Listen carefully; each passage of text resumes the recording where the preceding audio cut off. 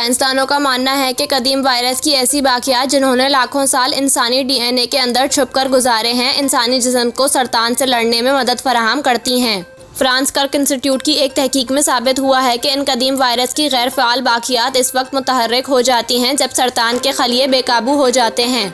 गैर इरादी तौर पर इससे इंसान के जिस्म में मौजूद मुदाफ़ियत निज़ाम को मखसूस सरतान का हदफ बनाने और इस पर हमला आवर होने में मदद मिलती है। तहकीकी टीम इस दरियाफ्त की मदद से ऐसी वैक्सीनेशन तैयार करना चाहती है जिससे सरतान का इलाज मुमकिन हो सके या फिर सरतान से बचा जा सके। मुहक्किकीन ने फेफड़ों के सरतान का मुकाबला करने की सलाहियत और मुदाफ़ियत निज़ाम के एक मखसूस हिस्से के दरमियान एक राब्ता भी जांचा, जिसे बी सेल का नाम दिया गया है। ये सेल सरतान के गिर्द जमा हो जाते हैं।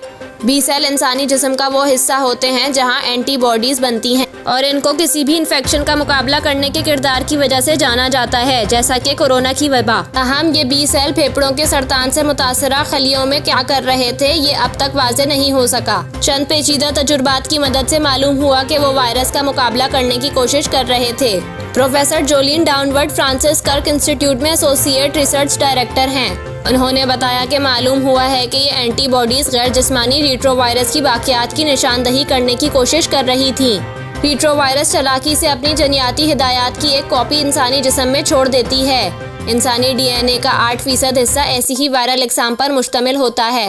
इनमें से चंद रेट्रोवायरस करोड़ों साल कबल इंसान के जनियाती कोड का मुस्तकिल हिस्सा बन गए थे, जबकि चंद शायद हज़ारों साल कबल इंसानी डीएनए में दाखिल हुए होंगे।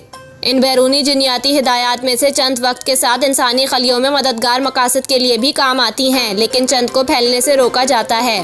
ताहम किसी सरतान के खलिए में इस वक्त हंगामा बर्पा हो जाता है जब ये बेकाबू होकर बढ़ना शुरू कर देता है और ऐसे में इन कदीम वायरस पर जिस्मानी कंट्रोल ख़त्म हो जाता है। ये जनियाती हिदायत मुकम्मल वायरस तैयार करने की सलाहियत तो खो चुकी होती हैं, ताहम ये ऐसे टुकड़े बना सकती हैं जिनसे इंसानी मुदाफ़ियत निज़ाम वायरल ख़तरे को भांप जाता है। रिसर्च सेंटर में रेट्रोवायरल इम्यूनोलॉजी के सरबराह ने बताया कि मुदाफ़ियती निज़ाम ये धोखा खाता है कि सरतान के खलियों में इन्फेक्शन है और ये वायरस को ख़त्म करने की कोशिश करता है, तो ये एक तरह का अलार्म है। एंटीबॉडीज मुदाफ़ियती निज़ाम के दूसरे हिस्सों को मदद के लिए जगाती हैं जो इन्फेक्शन से मुतासरा खलियों को तबाह करते हैं, यानी मुदाफ़ियती निज़ाम एक वायरस को रोकने की कोशिश में सरतान के खलियों को निशाना बनाता है। रेट्रोवायरस का ये नया किरदार है क्योंकि माजी में शायद इनकी वजह से हमारा आबाओ अजदाद में सरतान फैला होगा, जिसकी वजह से ही ये हमारे डीएनए का हिस्सा बने, लेकिन अब ये हमें बचा रहे हैं, जो हैरान कुन है। जनरल नेचर में छुपने वाली तहकीक में बताया गया है कि ये काम कुदरती तौर पर होता है, लेकिन अब मुहक्किकीन चाहते हैं कि इस असर को वैक्सीन की शक्ल में इस्तेमाल किया जाए, क्योंकि अगर ऐसा हो गया तो फिर सिर्फ इलाज करने वाली वैक्सीन ही नहीं, सरतान की बीमारी से बचाने वाली वैक्सीन भी मुमकिन हो पाएगी।